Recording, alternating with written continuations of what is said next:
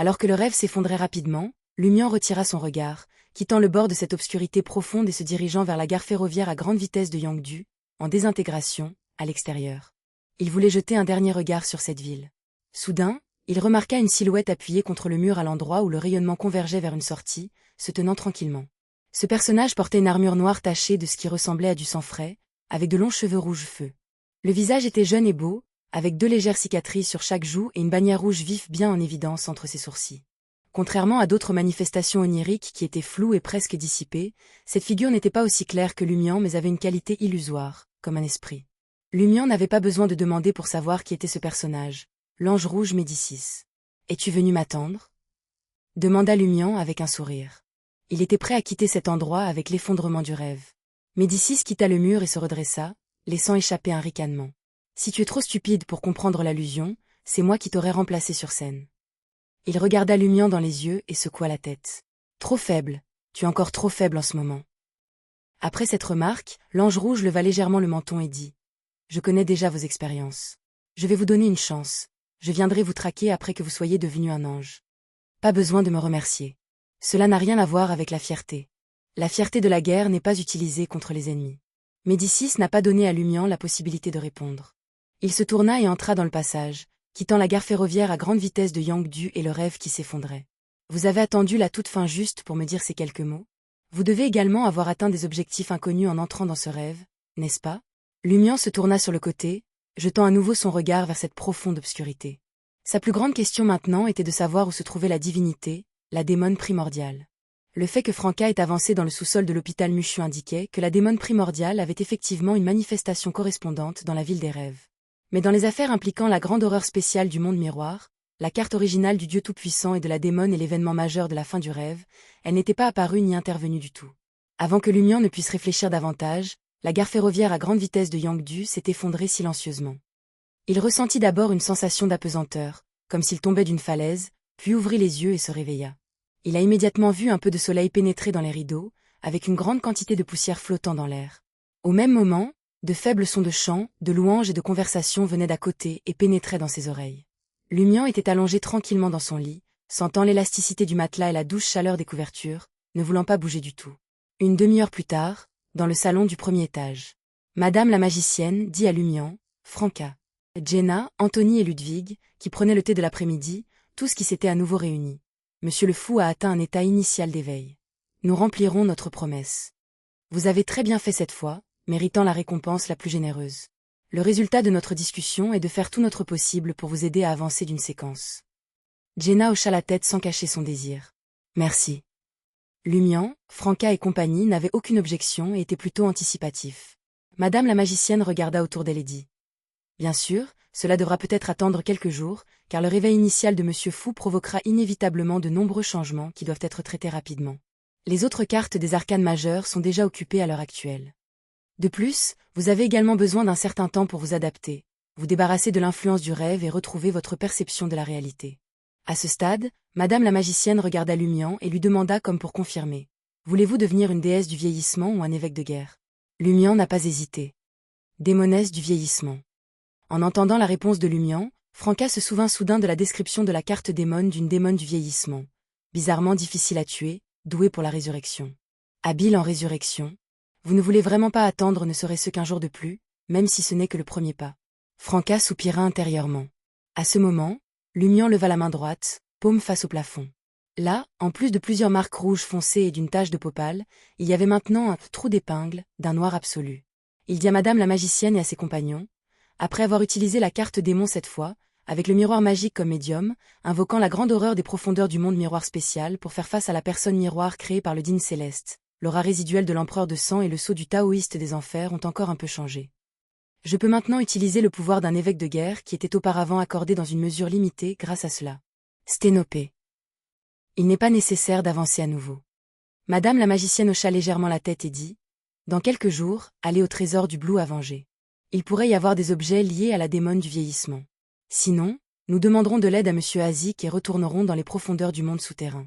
Il doit y avoir des caractéristiques de déesse du Beyondé Unaging là-bas. Lumian et Franca n'avaient aucune objection. Après le départ de Madame la magicienne, Lumian, dans son état de démone du désespoir, s'appuyait contre le canapé et sourit à Franca et aux autres. Maintenant, il est temps de bronzer. Jenna resta silencieuse pendant quelques secondes avant de dire. Je veux aller voir le vrai Luochang. D'accord. Franca acquiesça lourdement en signe d'accord. Très bien. Lumian avait initialement prévu d'y aller demain. Le soir, royaume de Loen, ville de Tingean, rue Red Moonlight. Jenna, Franca et Lumian étaient assises dans un café au bord de la route, observant deux silhouettes, une grande et une petite, s'approcher de loin. Le plus grand avait une trentaine d'années, avec des cheveux bruns attachés en un chignon haut et un mince chapeau à bord de gaz. Elle portait une robe longue verte un peu féminine mais tendant vers la maturité, avec des volants fluides aux manches et une belle dentelle ornant le décolleté. Elle avait un joli visage, tenant dans une main un sac en papier rempli de pain blanc et de l'autre la main d'une fillette de 3 ou 4 ans qui ressemblait à une petite princesse. Il s'agissait de Rosanne, membre du personnel civil de l'équipe des Nighthawks de l'église de la déesse de la nuit éternelle.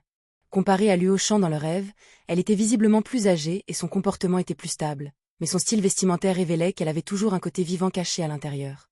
La vision de Jenna et Franca s'est immédiatement floue. Lumian, dans son état féminin, se concentrait intensément sur Rosanne et sa fille alors qu'elle passait, discutant et riant, devenant aussi immobile qu'une statue. Après que Rosanne et sa fille soient passées devant le café, les regards des 3 démons se décalèrent, suivant les 2 silhouettes de dos. La lueur rouge dorée du crépuscule tomba sur Rosanne et sa fille, et la brise du soir porta leur rire et leur conversation jusqu'aux oreilles de Jenna, Franca et Lumian. Maman, qu'est-ce qu'un héros? Un héros est quelqu'un qui protège les autres. Pourquoi les autres ont-ils besoin de protection? Pourquoi protéger les autres? Pourquoi? Maman, pourquoi? Quelques jours plus tard, lundi midi, Lumian et les autres rencontrèrent à nouveau Madame la magicienne. Le détenteur de la carte Major Arcana s'est assis sur la chaise en face de la table à thé et a dit à Lumian et Franca. Vous êtes tous les deux des demi-dieux maintenant et avez apporté de grandes contributions. Vous êtes qualifiés pour piocher une carte arcane majeure. Monsieur Fu l'a permis? Demanda Lumian. L'être tout entier de Madame la magicienne dégageait un sentiment de détente. Oui, mais en équipe, vous ne pouvez piocher qu'une seule carte arcane majeure pour l'instant. Qui tirera? Franca a regardé Lumian, a hésité quelques secondes et a dit, tu dessines. Elle voulait vraiment voir ce qu'elle pouvait dessiner et pensait que l'identité d'une carte des arcanes majeures du Tarot Club était très impressionnante. Mais pensant devoir désormais assumer la responsabilité d'un tas d'affaires en tant que titulaire de la carte arcane majeure, devant souvent réfléchir, elle a eu mal à la tête et a décidé de laisser Lumian prendre les devants en premier pour voir à quoi cela ressemblerait. Voulez-vous dessiner? Madame la magicienne a demandé à Lumian.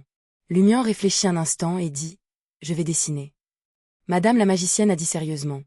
Après être devenue titulaire de la carte arcane majeure, 2 de coupe, 7 de coupe et 4 d'épée seront tous transférés sous votre juridiction.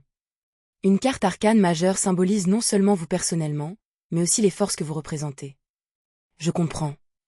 Lumian hocha lentement la tête. Ce n'est qu'à ce moment-là que Madame la magicienne a sorti un jeu de cartes de tarot contenant uniquement des cartes arcanes majeures et les a étalées sur la table à thé. Tu peux dessiner maintenant.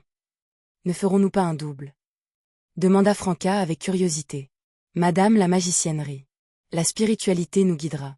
Lumian jeta un coup d'œil aux cartes de tarot sur la table à thé, tendit la main droite et en prit une avec désinvolture, la retournant devant lui. Ce qui attirait le regard de Franca et des autres était une grande couronne de plantes vertes entrelacées et une femme debout à l'intérieur de la couronne. La carte monde.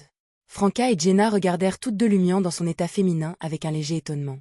Il a réellement tiré la carte le monde? Pourquoi? Bien que Germain Sparrow désigne désormais Monsieur Fool, la légende du monde n'a pas encore disparu. Lumian ne parla pas, montrant une expression pensive. Madame la magicienne réfléchit quelques secondes avant de dire « Dessinez à nouveau ». Lamien acquiesca. Cette fois, il a tiré 2 cartes et les a placées à sa gauche et à sa droite. Après avoir regardé ces 2 cartes de tarot pendant un moment, il a soudainement souri avec son beau visage. Gauche pour l'homme, droite pour la femme. Je vais prendre celui de gauche. Sur ce, il retourna sans hésiter la carte du tarot à sa gauche. Sur la face de la carte se trouvait un roi debout sur un char, avec 2 lions, un noir et un blanc, tirant le char. La carte chariot. Pas mal. Madame la magicienne se leva. Bienvenue, de Chariot, Monsieur Chariot. Après que Lumian ait répondu, Franca a curieusement dit, puis-je voir quelle est la carte de droite?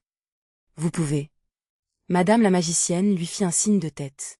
Franca le retourna rapidement et vit une femme portant une couronne assise sur une chaise.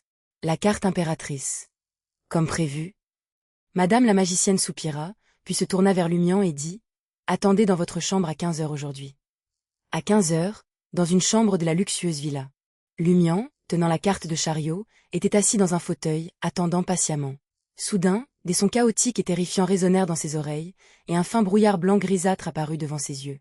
Juste une seconde ou deux plus tard, il se retrouva près d'une longue table en bronze, avec un vaste et magnifique dôme au-dessus, entouré de hauts et majestueux piliers de pierre.